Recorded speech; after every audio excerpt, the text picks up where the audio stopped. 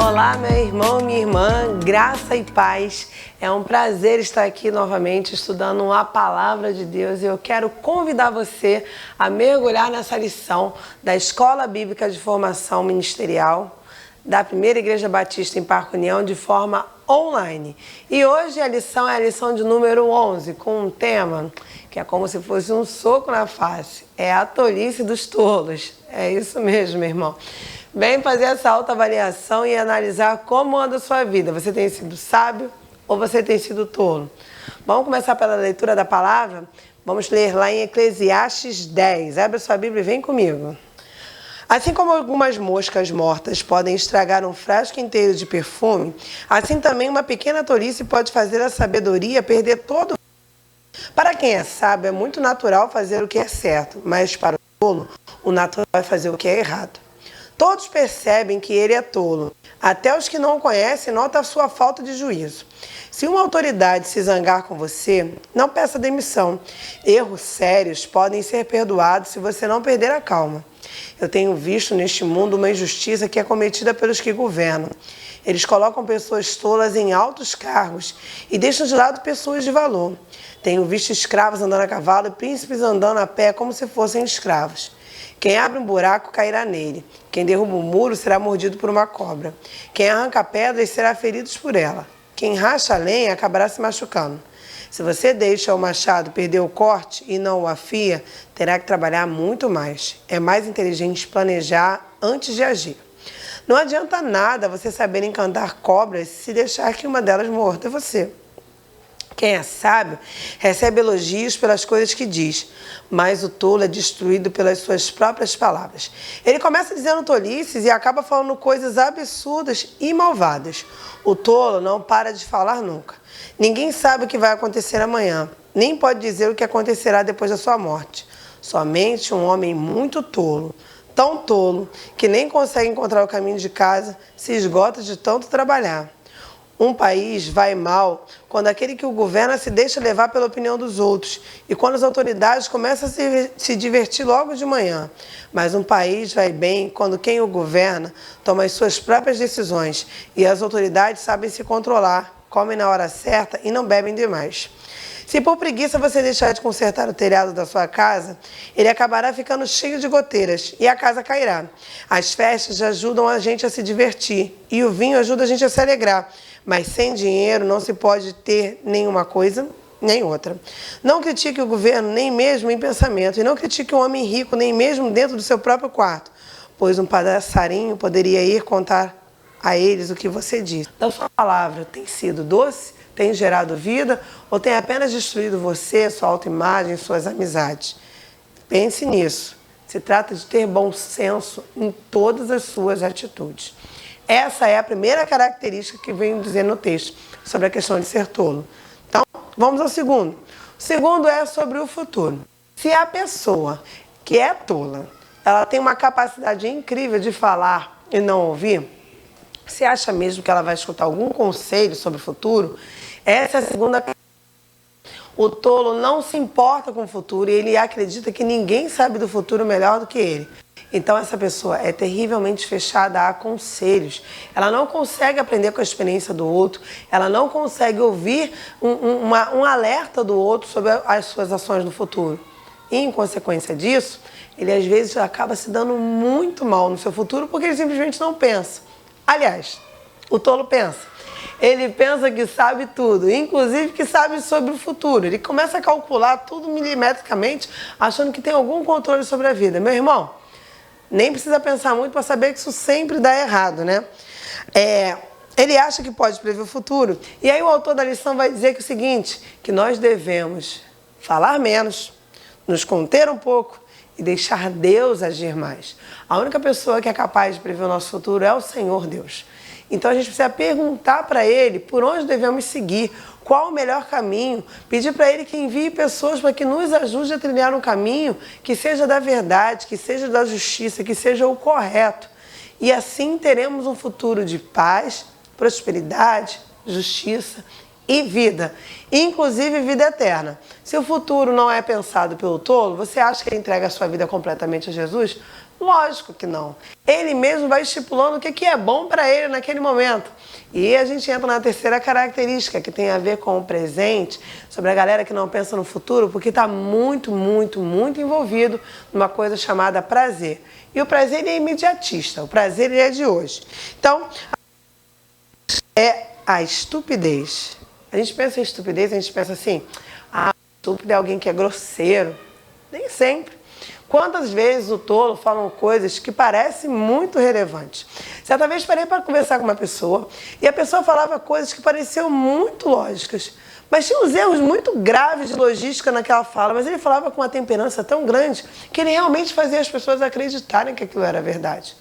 Será que você não tem sido essa pessoa que pega ali um monte de maluquice, junta num texto só e solta aquilo como se fosse verdade para você parecer incrível, para você parecer sábio, quando na verdade você mesmo tem noção de que você não tem domínio sobre aquele assunto? Quantas vezes a gente está falando sobre a palavra de Deus sem ter nenhum conteúdo sobre ela? Nem tanto de saber o texto, mas de vida. Quantas vezes a gente acha que a religiosidade vai nos levar a Deus porque a gente não consegue simplesmente entregar o nosso futuro ao Senhor Jesus e a gente vive na estupidez e vive um tolo, porque a gente não consegue entender como o amor da cruz é bom, perfeito e agradável. E aí a estupidez tem uma característica interessante. Ser tolo não é sinônimo de ser burro. O autor vai dizer pra gente que muitas vezes o tolo é realmente muito inteligente, mas ele não tem sabedoria. E aí a gente entra num tópico muito interessante, que conhecimento e sabedoria são coisas completamente distintas. Conhecimento é a quantidade de informação que existe na nossa vida. Inteligência é a capacidade de você absorver conhecimento. Sabedoria é você saber o que fazer com todo o seu conhecimento adquirido pela sua inteligência. Então não significa que o tolo seja burro. Por vezes ele é inteligente, por vezes ele tem uma gama de conhecimento, mas ele não sabe esquematizar, atribuir, viver e aplicar aquilo que ele tem de conhecimento. Então muito cuidado com as pessoas que aparentam, às vezes, ter sabedoria, porque por vezes elas não vão ter. E às vezes, quantas vezes a gente também é bem inteligente, mas não tem sido muito sábio? Essa é uma lição que faz a gente se perguntar, será que em algum momento eu tenho sido estúpido? Tenho perdido tempo com pessoas que não deveria? Tenho perdido tempo com conversas que eu não deveria ter? Tenho perdido tempo com projetos que não vão para frente? Essa é a terceira característica. E é interessante que o autor vai dizer o seguinte, que geralmente esse tolo, que às vezes por vezes é inteligente, ele se torna líder. Aí a gente complica, né? Por quê? Ele se torna líder de algo e aí ele vai gerando outros líderes. E os líderes têm tendência os liderados têm tendência a se parecer com o seu líder. Então ele é um líder imaturo que vai gerando outros líderes imaturos. E aí é uma gama, uma cadeia de destruição. Porque essas pessoas não têm raiz, elas não têm onde se embasar. Porque para se embasar de algo, você tem que reconhecer as coisas que você não sabe. E o tolo jamais vai reconhecer que ele não sabe, ele jamais vai reconhecer um erro, porque ele é estúpido. Ele não tem a tendência de se autoavaliar. Esse é o ponto interessante. Ele não tem equilíbrio. Então ele não precisa ser burro, ele precisa não ter equilíbrio. Meu irmão, bota a mão na consciência, meu filho. Quantas vezes você já perdeu o seu equilíbrio, né? A gente às vezes vai tão no ímpeto do negócio que a gente nem pergunta para Deus o que a gente tem que fazer. A gente vai do nosso jeitinho mesmo e vendo o que dá quando chegar lá na frente. Então, meu irmão, você é um tolo a vida inteira, mas por vezes nós temos atitudes tolas. E é com isso que a gente tem que ter muito cuidado. E aí, por que a gente tem que ter cuidado? Porque é nesse momento de estupidez que a gente se entrega aos nossos desejos. E aí o texto vai dizer sobre a questão de como as autoridades, às vezes, massacram os seus liderados, massacram as suas cidades, massacram o país, justamente por causa da injustiça. A injustiça mora nos desejos. Quando a gente é estúpido, a gente é movido unicamente pelos nossos desejos. E em ser movido pelos nossos desejos, a gente se torna alguém injusto. Por quê? Porque você faz algo errado, esse algo errado te traz prazer, se não te traz consequência, você tem tendência a fazer de novo, porque você só pensa em você. E é isso que é grave quando você está num cargo de liderança e você não pensa no outro. Você vai agir pelo seu prazer, você vai agir pela sua vontade, você vai agir pelo seu achar, você vai ser um tolo e você vai gerar morte. Lembra do primeiro, que era sobre as palavras, que eram autodestrutivas e destrutivas? os outros porque eram avassaladoras, assim também são as nossas atitudes. Quando a gente é tolo, a gente é estúpido. E em ser estúpido, a gente vai prejudicar as outras pessoas, porque a gente só tem capacidade de pensar em si. Ser egoísta é uma atitude extremamente tola. Quantas vezes nós temos sido egoístas quando deveríamos ter justiça na vida das pessoas? Quantas vezes a gente sabe o que tem que fazer, sabe como tem que ajudar, sabe como tem que agir, mas escolhe ser estúpido. Às vezes é uma regrinha clara que a gente precisa obedecer e deixa pra lá, finge que não viu. Às vezes é uma ordem expressa que você recebe do seu chefe e você fala assim, se ele não reclamar, eu também vou fazer o doido, vou fingir que não ouvi.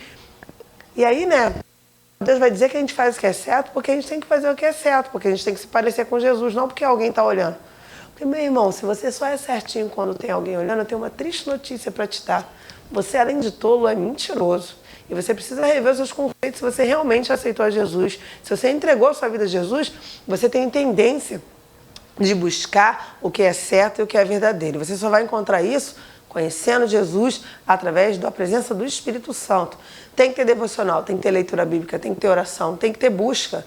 Se você não está fazendo isso, meu irmão, pode ter certeza que você está a um passo bem largo de estar sendo tolo. Mas você pode mudar isso, tá? Porque da mesma maneira que um sábio pode se tornar um tolo, se você decidir, você pode deixar de ser tolo. Ou pelo menos ter atitudes tolas e começar a agir como uma pessoa sábia. E eu vou te dizer uma coisa, uma boa notícia. O temor ao Senhor é o princípio da sabedoria.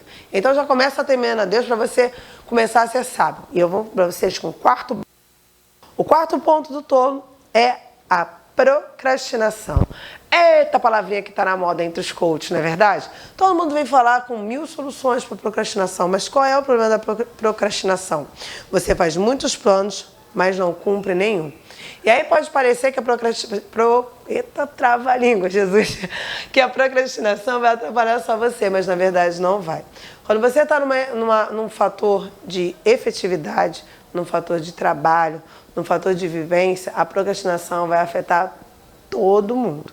E não estou falando só aquela procrastinação de segunda-feira eu começo a dieta, ou eu vou entrar na academia mês que vem. Estou falando de procrastinação na vida. O texto vai dizer pra gente, na lição, que eles não cumprem promessas. E isso é muito grave. Você já teve alguém que prometeu algo para você e não cumpriu? A sensação de frustração é muito grande. Você imagina, por exemplo, para filhos que têm pais que prometem coisas que não fazem.